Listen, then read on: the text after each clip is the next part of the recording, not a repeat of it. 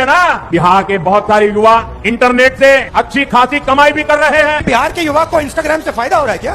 बिहार की प्रगति हो रही है क्या? नहीं, इनको देना पड़ रहा है, क्योंकि अगर इन्होंने आपका टाइम जाया नहीं किया, इंस्टाग्राम पे आपको नहीं रखा। जिसे लोग एक्चुअल में अप्पू समझ रहे थे, वो एक्चुअल में अप्पू नहीं है।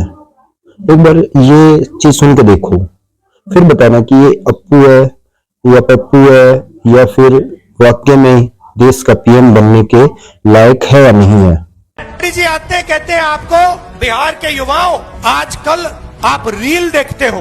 बीजेपी ने डेटा को इतना कम पैसे पे दिया है कि बिहार का हर युवा इंस्टाग्राम की रील देख सकता है। मोदी जी, आप ये भी बता दीजिए कि आपने अंबानी जी को जियो का लाइसेंस देकर कितना पैसा दिया है। आप ये भी बता दीजिए कि ये डेटा फ्री में नहीं दिया जा रहा है। ये डेटा बिहार की जनता अपना पैसा देकर खरीदती है और पैसा अंबानी जी की जेब में जाता है। बिहार के युवाओं से आप ये नहीं कहते हो कि आप 24 घंटा इंस्टाग्राम पे इसलिए हो, मोदी सरकार ने, निजी सरकार ने नौकरी नहीं दी। क्या सोचते हो कि बिहार के युवा को इंस्टाग्राम से फायदा हो रहा है क्या?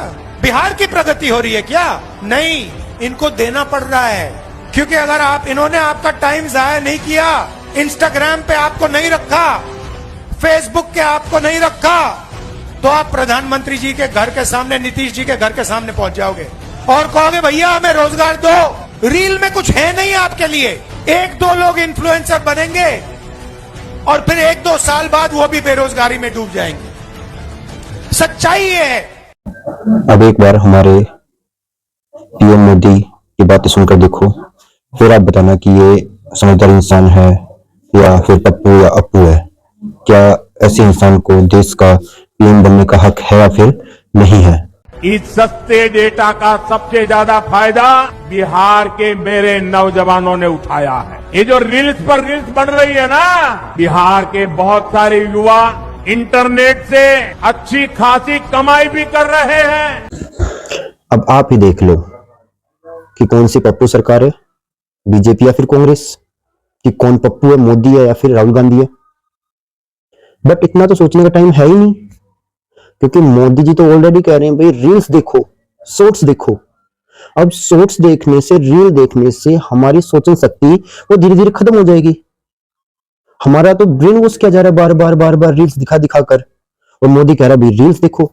इस फ्री डाटा का क्या फायदा है? यही तो फायदा है कि लोगों का ब्रेन वॉश करना है, और लोगों का ब्रेन वॉश हो भी रहा है।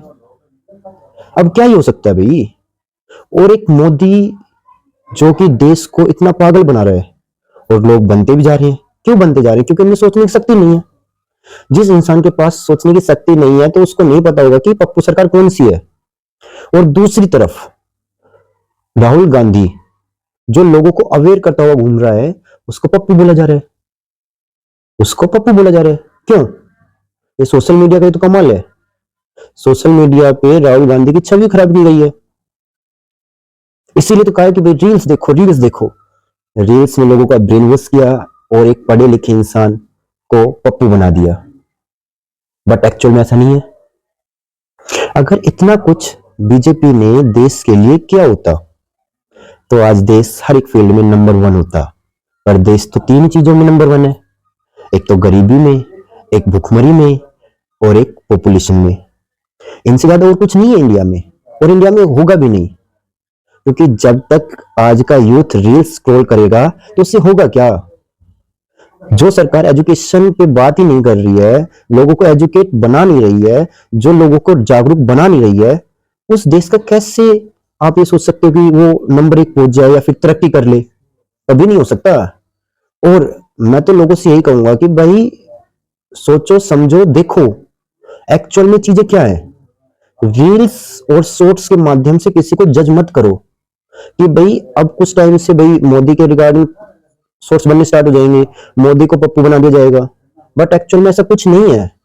सोचो, समझो और देखो कि भाई कौन अच्छा है, कौन अच्छा नहीं है।